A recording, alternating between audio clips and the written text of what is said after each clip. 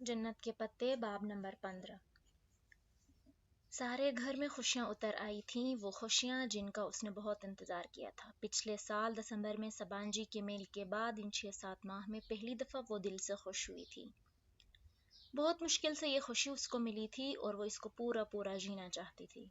अब्बा और फुप्पो ने फैसला किया था कि जहान और उसकी मंगनी का फंक्शन भी रोहेल और नताशा के वलीमे के साथ रखा जाए, यानी उसे भी दुल्हन बनना था। हाँ, रुखसती उसकी डिग्री खत्म होने के बाद ही की जाएगी। फंक्शन इस संडे को था और जब से ये डिसाइड हुआ था सारे घर में अफरा तफरी और रौनक सी लग गई थी। जहां ज्यादातर घर से बाहर रहता, लेकिन जब भी आता उसका इस्तकबाल हमेशा एहतराम और इज्जत से किया जाता। उसकी तवक्का के बरक्स ताया अब्बा साइमताई ने उससे कुछ नहीं पूछा था, कोई गिला या कोई ताना नहीं दिया था। जिससे पूछना था फुप्पो से पूछ लिया था। शायद उससे पूछने की किसी में हिम्मत ही नहीं हुई, ताया फुरकान में भी नहीं। वक्त भी कैसे बदल जाता है।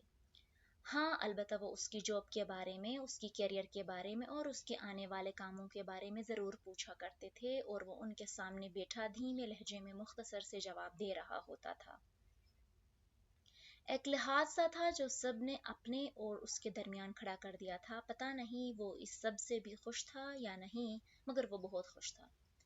इस वक्त भी किचन में बैठे मेहमानों की लिस्ट बनाते हुए वो मुसलसल खुद ही से मुस्कुरा रही थी। उसके मुकाबिल चीज केक के आमिज़े में चम्मच हिलाती इरम ने दर्जदीदा निगाहों से उसे देखा। तुमने फंक्शन का जोड़ा ले लिया? जब इरम से उसकी मुस्कुराहट सही नहीं गई तो उसने पूछ ही लिया। उसे फातिमा से स्पेशल चीज केक के लिए बुलवाया था, क्योंकि वो फैमिली में सबसे अच्छा चीज केक बनाती थी। इसकी बात पे हया जरा सी चौंकी, फिर नफी में सर हिलाया। ऑर्डर तो दे दिया था मगर अभी पिक नहीं किया। हाँ, वैसे काफी लकी हो तुम, है ना? इरम ने चम्मच गोल गोल हिलाते हुए कहा। कितनी आसानी से बैठे बिठाए इतना हैंडसम शोहर तुम्हें मिल गया। बैठे बिठाए? हया ने ताजुब से सोचा, फिर धीरे से नफी में सर हिलाया। उसके पांव पे जख्मों के निशान अभी मौजूद थे। बैठे बिठाए तो कुछ भी नहीं मिलता। इरम नहीं जानती थी कि उसकी खुशी को पाने से पहले वो कितने सेहरा नंगे पांव आब लपा चली थी। वो कितना जली थी, कितना सहा था उसने। इरम को तो कुछ भी नहीं जानती थी, मगर उसे जताना बेकार था। इस फंक्शन और उसकी गहमा गहमी में हया इतनी खुश थी कि उसने वीडियो वाली बात को दोबारा नहीं छिड़ा था। शायद इरम अब जहान के आने के बाद एहसास करके खुद ही वो वीडियो वापस ले ले, शायद कुछ न कुछ वो कर ले। लाउंज में फुप्पो और अम्मा वलीमे के इंतजामात डिस्कस कर रही थी। हया के लबों पे फिर से मुस्कुराहट उमड़ आई। अम्मा, नताशा आ गई शॉपिंग से? हाँ, अभी अभी आई है, साड़ी लेकर मुझे दिखाकर अंदर रखने गई है। फातिमा ने हल्का सा सीढ़ियों की तरफ इशारा करते हुए कहा कि रोहेल का कमरा ऊपर था। अलबत्ता फातिमा के चेहरे पे नाखुश सा तासुर था। हाया, जाओ नताशा को बुला लाओ, फुप्पो को भी दिखा दे साड़ी। तुम्हारी फुप्पो अंदर थी जब वो मुझे दिखा रही थी। अम्मा ने आने पे उसे पुकारा। उनके चेहरे पे अलबत्ता दबी दबी सी कड़न थी। पता नहीं क्या बात थी, पूछने का इरादा तर्क करके वो पेन कागज वहीं छोड़कर उठ गई।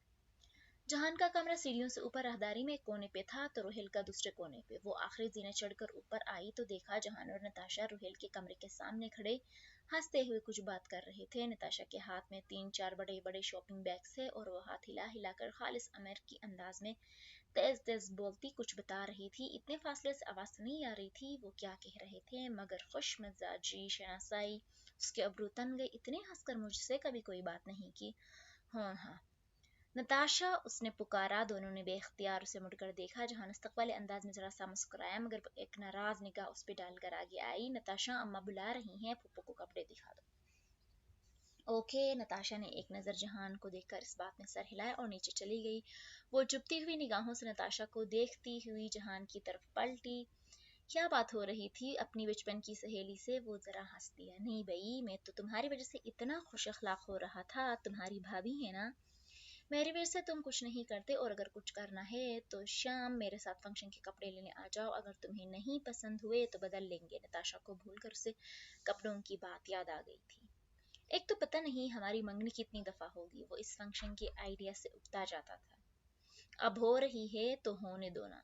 क्या तुम आज शाम चलोगे? नहीं, शाम में जरा बिजी हूँ, कल चलूंगा, प्रॉमिस। वो नीचे आई तो फुप्पो अकेली बैठी थी। अम्मा वहां नहीं थी, नहीं नताशा। नताशा साइमा भाभी की तरफ गई है उन्हें शॉपिंग दिखाने, तुम्हारी अम्मा लॉन में है। उसके पूछने पे फूफो ने बताया था। ओके, उसने सर पे दुपट्टा लिया और पोर्च की तरफ खुलते दरवाजे की तरफ आई, पर जरा सा खोला तो बरामदे में फातिमा और रोहेल रूबरू खड़े नजर आए। फातिमा गुस्से और खफगी से रोहेल से कुछ बहस कर रही थी और वो आगे से कुछ कहने की नाकाम कोशिश कर रहा था।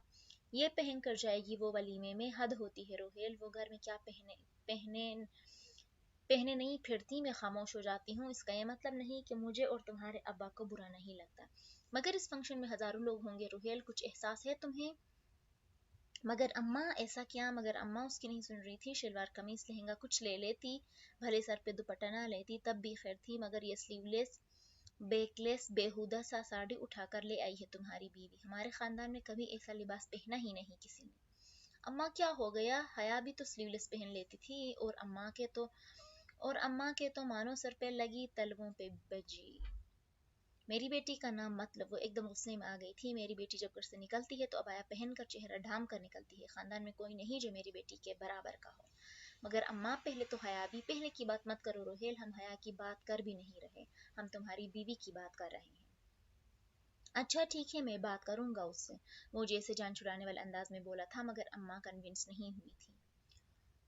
वो और भी कुछ कहने का इरादा रखती थी, मगर हया दबे कदमों वापस पलट गई। उसकी आंखों में नमी उतर आई थी, दिल भर आया था। अभी कल ही जब वो शॉपिंग पे जाने के लिए धुले कपड़ों में उसे आबाया ढूंढ रही थी तो अम्मा झुंझला कर कह रही थी कि हर वक्त इतना बुर्का कॉन्शियस होने की ज़रूरत नहीं, हर वक्त इतना बुर्का कॉन्शियस होने की ज़रूरत नहीं होती।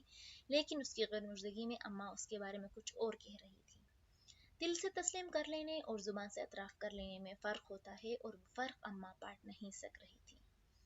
वो वापस किचन की तरफ आई जहाँ इरम बैठी अभी तक आमिज़े के साथ लगी थी। नताशा भी उसी पल शॉपिंग बैग्स उठाए सीढ़ियाँ चढ़ती दिखाई दी थी।